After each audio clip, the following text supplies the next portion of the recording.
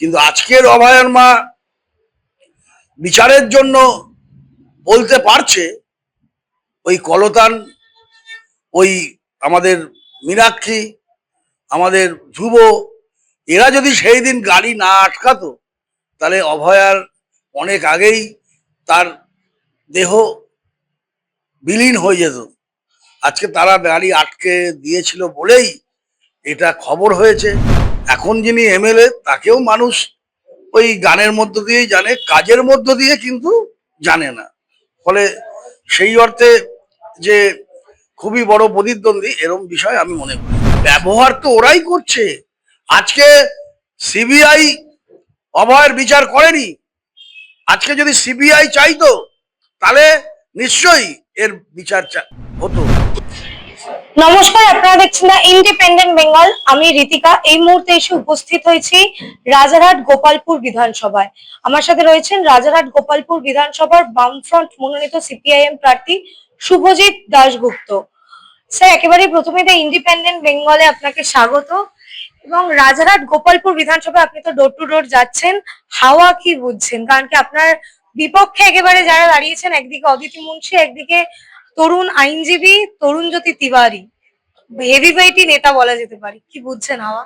না, প্রথমেই বলছি হেভিওয়েট কি লাইট ওয়েট জানি না, তবে তরুণজ্যোতি তিওয়ারি মানুষ, রাজারহাটের মানুষ কোনোদিনই নাম শোনেনি। যারা ওই সন্ধ্যের পরে কাজকর্ম থাকে না, টিভি ফিভি দেখে, তারাই তরুণজ্যোতি তিওয়ারির মুখ দেখেছে। আর এখন যিনি এমএলএ তাকেও মানুষ ওই গানের মধ্য দিয়েই জানে, কাজের মধ্য দিয়ে কিন্তু জানে না। ফলে সেই অর্থে যে খুবই বড় প্রতিদ্বন্দ্বী এরকম বিষয় আমি মনে করি। কিন্তু গানের মধ্যে দিয়ে জানলেও তিনি তো বারংবার জিতছে। বারংবার না, একবারই জিতেছে। কিন্তু মানুষের, আমি যতটুকু ঘুরে দেখেছি, মানুষের মোহমুক্তি ঘটেছে। আমি বিভিন্ন জায়গায় গিয়ে দেখতে পাচ্ছি তারা এমএলএ কে জানে না। আর মানুষ এবার বলছে আমরা বদলে বিস্কুট চাই না, আমরা আসল জিনিসই চাই, যাকে ভোট দিয়েছি তাকেই চাই। ফলে মানুষ 5 বছরে এমএলএর মুখ দেখেনি। একমাত্র বড় কোনো ফেস্টিভ্যাল হলে, বড় কোনো উৎসব হলে ফিতে কাটতে দেখেছে, কিন্তু কাজ করতে এমএলএ পাড়ায় পাড়ায় ঘুরছে এরকম দেখেনি। রাজারহাট গোপালপুর বিধানসভায় আপনি তো ডোর টু ডোর ঘুরছেন, কি কি সমস্যা দেখতে পাচ্ছেন বা মানুষ কি কি সমস্যা আপনাকে শেয়ার করছে? প্রথমেই সমস্যা হচ্ছে, বামফ্রন্ট সরকারের আমলে নয়নজলি খাল ছিল, সেই সময় বাগজোলা ক্যানেল, ক্যান্টনমেন্ট ক্যানেল, আমাদের এই BB1 চ্যানেল, এই সমস্ত খালগুলো রেগুলার সংস্কার হতো। আজকে নয়নজলি খাল, এরা তৃণমূলের এই সরকার নয়নজলি খাল বুঝিয়ে দিয়েছে, বুঝিয়ে দিয়ে বড় বড় কোম্পানির কার পার্কিং করেছে। ফলে এখান থেকে জল যায় না, খালগুলো সংস্কার হয় না। ফলে অল্প বৃষ্টিতেই একেবারে হলদিরাম থেকে শুরু করে গোটা রাজারহাট গোপালপুর অঞ্চল, যত অঞ্চল আছে সব অঞ্চল অল্প বৃষ্টিতেই প্লাবিত হয়, জলবন্দী হয়। তার উপরে আছে কাউন্সিলররা অপরিকল্পিতভাবে রাস্তা উঁচু করে, যার জন্য মানুষের ঘরে জল ঢুকে যাচ্ছে। মানুষ বাধ্য হচ্ছে প্রমোটারের হাতে, যৎ সামান্য পয়সা দিয়ে প্রমোটারের হাতে দিয়ে, আদি মানুষ 40-50 বছর ধরে বালকনিতে আছে, সেই মানুষ তার নিজের বাটি, নিজের বাড়ি বিক্রি করে দিয়ে বা প্রমোটারের হাতে দিয়ে চলে যাচ্ছে কানতে কানতে, অথবা তারই জায়গায় সে একটা ছোট্ট ফ্ল্যাট নিয়ে বসবাস করছে। এইভাবেই মানুষের দুর্দশা এইখানে চলছে। এই দুর্দশা আমরা যদি জিতি, এই দুর্দশা আমরা ঘোচাবই। জনসংযোগে যাচ্ছেন, কতটা জনসমর্থন দেখতে পাচ্ছেন? অবশ্যই মানুষ, দুটো দল যারা আসলে মানুষের কোনো কাজ করে না, এরা মন্দির মসজিদ নিয়ে মানুষকে ভুলিয়ে দিতে চাইছে এবং ভাতা দিয়ে মানুষের মূল সমস্যা থেকে মানুষকে মুখ ঘুরিয়ে নিতে চাইছে। তাই মানুষ এই দুটো দলকেই তাদের নিজেদের জীবনের অভিজ্ঞতা দিয়ে বুঝতে পারছে। মানুষ তাই মনে করছে যে 34 বছরের বামফ্রন্ট সরকার, তার সাথে মিলাচ্ছে মানুষ। বুঝতে পারছে মানুষ, আর কিছু না থাকুক, সরকারি স্কুলগুলো খোলা ছিল, সেখানে বাচ্চাদের কলরব ছিল, সেখানে মানুষ সরকারি স্কুলে মাত্র 15 টাকার বিনিময়ে, 20 টাকার বিনিময়ে সরকারি স্কুলে পড়াশোনা করত। দলে দলে আরজি কর মেডিকেল কলেজ মানুষ যেত, কোনো কার্ডের দরকার ছিল না। আর কর্মসংস্থান মানুষ দেখেছে যে শিক্ষিত বেকার যুবক অন্ততপক্ষে গ্যারান্টি ছিল স্কুল সার্ভিস কমিশনের মধ্য দিয়ে তারা চাকরি পাবে। আজকে সবকিছু উঠে গেছে। তাই শিক্ষা, স্বাস্থ্য, কর্মসংস্থান এবং গণতান্ত্রিক অধিকার রক্ষার জন্য মানুষ আবার বামফ্রন্টকেই ফিরে পেতে চাইছে। এটা আমি সব জায়গায় ঘুরে বুঝতে পারছি। মানে বামফ্রন্টকে আবার এখানকার মানুষ চাইছে, তাও তো দিন শেষে অদিতি মুন্সিও যখন বেরোচ্ছেন তার ক্যাম্পেনিং আমরা দেখতে পাচ্ছি, সেখানেও তো একাধিক জনসমাবেশ রয়েছে, জনসংযোগ দেখতে পাচ্ছি। অবশ্যই জনসমাবেশ হচ্ছে, কিন্তু সেই জনসমাবেশে আপনারা যদি ভালো করে খুঁটিয়ে দেখুন, সেই জনসমাবেশে এক বড় অংশ আছে যাদের তৃণমূল না করলে যাদের এক কণা যারা সাপ্লাই করতে পারবে না, সেই সিন্ডিকেটের লোকজন আছে, বেনিফিশিয়ারি যারা নানান রকম ভাতা পায়, তাদের জোর করে নিয়ে যাওয়া হয় যে ভাতা বন্ধ করে দেওয়া হবে। পরিষেবার বিনিময়ে, পরিষেবা বন্ধ করে দেওয়ার বিনিময়ে সমস্ত লোকজনদের জোর করে অটো চালক, টোটো চালক, প্রতিপার্শ্বস্থ হকার সবাইকে জোর করে নিয়ে যাওয়া হয় মিটিং মিছিলে। আপনারা ভালো করে দেখলে মানুষের মুখগুলো দেখবেন যে এরা কারা, তাহলেই বুঝতে পারবেন। আর সিপিআইএম এর মিছিলে দেখুন, সকাল থেকে এলাকার মানুষ, ওয়ার্ডের মানুষ, একটা মানুষও বাইরের নেই, এই ওয়ার্ডের মানুষই আমার সাথে ঘুরছে, যাদের প্রত্যেকটি বাড়িতে অবারিত দ্বার, প্রত্যেকটি বাড়িতে যাদের মেলামেশা, মানুষ যাদের ভালোভাবে জানে।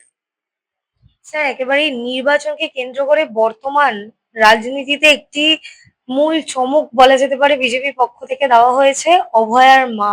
কালকে একেবারে রাত্রে লিস্ট ঘোষণা হয়েছে, পানিহাটি বিধানসভা থেকে দাঁড়াচ্ছেন অভয়ার মা। কি বলবেন? তিনি বারংবার বলছেন যে বামপন্থীরা অর্থাৎ আপনারা যারা ভোটে লড়ছেন, স্পেশালি কলতান দাশগুপ্ত, তিনি তার মেয়েকে নাকি ব্যবহার করছেন ভোট প্রচারের জন্য, ভোটের জন্য। যাই হোক, আমি যার যার দাঁড়ানোর অধিকার গণতান্ত্রিক ভারতবর্ষে আছে। অভয়ের মা বিজেপির হয়ে দাঁড়িয়েছে, সে ব্যাপারে আমার বলার কিছু নেই। কিন্তু আজকের অভয়ের মা বিচারের জন্য বলতে পারছে, ওই কলতান, ওই আমাদের মীনাক্ষী, আমাদের ধ্রুব, এরা যদি সেই দিন গাড়ি না আটকাতো, তাহলে অভয়ার অনেক আগেই তার দেহ বিলীন হয়ে যেত। আজকে তারা গাড়ি আটকে দিয়েছিল বলেই এটা খবর হয়েছে, মানুষ জেনেছে। এই এত বড় অন্যায় চাপা পড়ে যেত যদি ওরা সেই দিন গাড়ি না আটকাতো। তাই আমরা তো সেই দিন কিছু না জেনেই আটকেছি। আমরা একটা ডাক্তার মেয়ে, তার উপরে এরকম পাশবিক অত্যাচার, এই অন্যায়ের বিরুদ্ধে আমাদের ছাত্র যুবরা আটকেছে। আজও আমরা অভয়ের এই অন্যায়ের বিরুদ্ধে আমরা আন্দোলন, আজও আমাদের অভয়ের মা দাঁড়িয়েছে। তারপরেও কিন্তু আমরা এক চুল অভয়ার ন্যায় বিচার থেকে আমরা দূরে সরে আসছি না। অভয়ের ন্যায় বিচারের জন্য আমাদের আন্দোলন চলবে। আমাদেরও ম্যানিফেস্টোতে এখনো অভয়ের ন্যায় বিচার আমরা চাই বলেই আমরা আন্দোলন চালিয়ে যাব। কিন্তু আপনারা তো ব্যবহার করছেন অভয়াকে।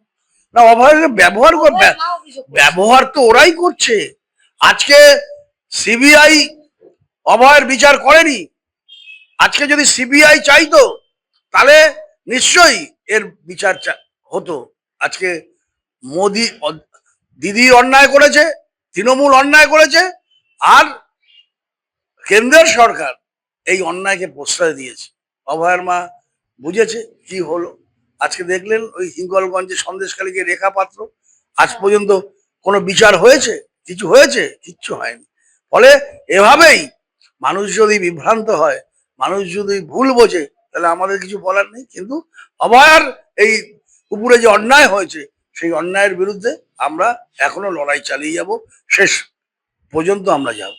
কলতান দাশগুপ্তকে উইথড্র করে নেওয়া উচিত বামপন্থীদের অভয়ের মাকে জেতানোর জন্য। এটা যারা বলে থাকে সেটা খুব অন্যায় কথা বলেছে। কারণ অভয়ের মা, ভোট তো হচ্ছে অভয়ের মা। আবারও বলছি, কলতান দাশগুপ্ত হচ্ছে অভয়ের আন্দোলনের একটা প্রতীক।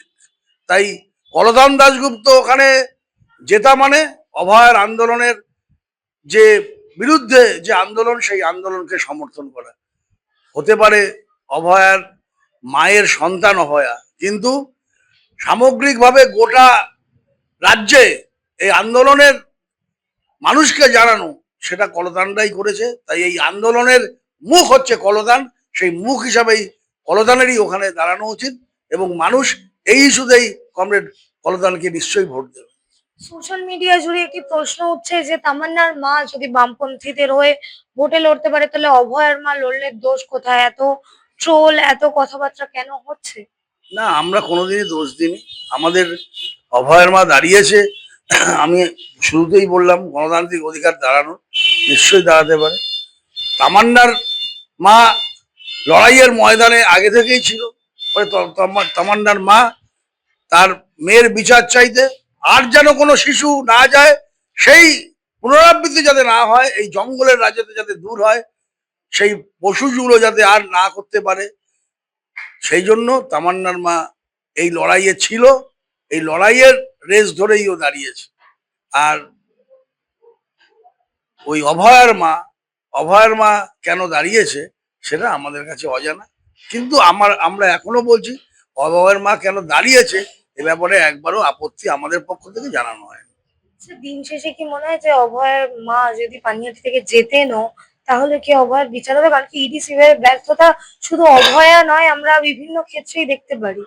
সেটা অভয়ের মা বুঝেছে, অভয়ের মা দেখেছে যে সিবিআই কিছু করেনি, তাও অভয়ের মা দাঁড়িয়েছে বিজেপির পক্ষ থেকে, সেটা ওনাদের ব্যাপার। আমরা তো মনে করি যে আজকে তৃণমূলের সমস্ত অন্যায়কে কেন্দ্রের সরকার, ওই মোদি শাহ, তারা সমর্থন করে এসছে বলেই আজ পর্যন্ত বাংলার একটা অন্যায়ের, সারদা থেকে শুরু হয়েছে, একটা অন্যায়ের কোনো বিচার হয়নি। এটা পশ্চিমবঙ্গের জনগণ বুঝে গেছে। সেই জন্যই তারা আবার 34 বছর যে বামফ্রন্ট সরকার, সেই বামফ্রন্ট সরকার আবার ফিরিয়ে আনতে এবারে মানুষ বদ্ধপরিকর। স্যার, একেবারেই শেষ প্রশ্ন, রাজারহাট গোপালপুর বিধানসভা যেখান থেকে আপনি প্রার্থী হয়েছেন, সেই রাজারহাট গোপালপুর বিধানসভার জনগণের উদ্দেশ্যে কি বলবেন?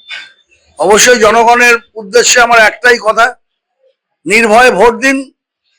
এবারে রাজারহাট গোপালপুরে যে তোলাবাজি, যে অন্যায়, যে অত্যাচার হয়, সেই অন্যায়, অত্যাচার, তোলাবাজি রুখে দেওয়া হবে।